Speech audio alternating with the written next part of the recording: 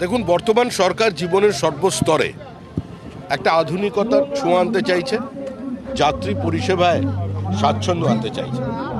শুধুমাত্র state transport corporation সরকারি বাস দিয়ে আজকের এই যুগে দাঁড়িয়ে সামগ্রিকভাবে তো পরিষেবা দেওয়া সম্ভব নয়। আমরা যেমন পিপিপি মডেলকে স্বাগত জানাচ্ছি, একই সঙ্গে যারা প্রাইভেট প্লেয়ার্স আছেন তাদের ওপর থেকে জুলুমবাজি বন্ধ করে তাদের ওপরে যেভাবে তাদের লাইসেন্স পাওয়ার জন্য, পারমিট পাওয়ার জন্য যে প্রক্রিয়া চলছিল সেটাকে অনেক সরলীকরণ করে আমরা চেষ্টা করছি। আজকের নিঃসন্দেহে এই যে প্রচেষ্টা, এটা একটা এটা একটা প্যান ইন্ডিয়ায় আমাদের এই রাজ্যের একজন উদ্যোগপতি, তিনি ব্যবসা চালাচ্ছেন যারা এই শ্যামলী বাস পরিবহনের সঙ্গে যুক্ত, তার জন্য এটা শুরু হলো। এবং আমরা চাই প্রত্যেকটা বাস ডিপোর আধুনিকীকরণ, আন্তর্জাতিক মানের বাস ডিপো তৈরি করা হচ্ছে আমাদের লক্ষ্য। যে একটা ভাঙা চোড়া পুঁতিগন্ধময় একটা অবস্থা যা তৈরি হয়ে গেছে, স্টেট ট্রান্সপোর্টটা কার্যত আগের সরকার তুলে দিয়ে চলে গেছে। উত্তরবঙ্গে বাস বলে কিছু নেই, বাস ডিপোর মধ্যে এলিফ্যান্ট গ্রাস হয়ে গেছে, বিরাট বিরাট ঘাস, তার মধ্যে কিছু ভাঙাচোরা বাস দাঁড়িয়ে আছে, রাস্তায় সরকারি বাস দেখতে পাচ্ছেন না।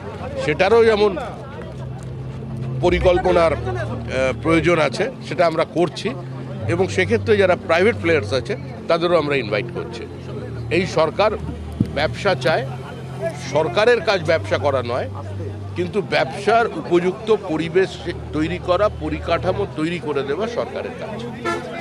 ডিজে মামলায় অভিষেক বন্দ্যোপাধ্যায় বিধাননগর কোর্টে হাজিরা দিলেন।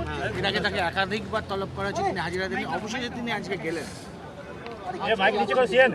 ভাই, কে যাচ্ছে, কে আসছে, কে ডিজে মামলা, কি মামলা, এইসব আমাদের জানার খুব একটা এখন বিষয় নয়।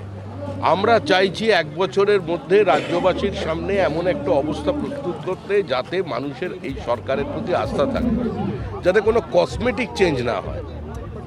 একটা পরিবর্তনের লক্ষ্যে, গতির লক্ষ্যে সরকার চলেছে। সারা ভারতবর্ষের অন্যান্য রাজ্যগুলো এগিয়ে গেছে, আমরা এগোতে পারিনি। তো সেই জায়গা থেকে আমরা বেরিয়ে আসতে চাইছি। এই রাজ্যে শিল্পায়ন চাইছে, এ রাজ্যে কর্মসংস্থান বাড়ানোর সাথে এমএসএমই প্রকৃত অর্থে আরও বাড়ুক, সেটা চাইছি।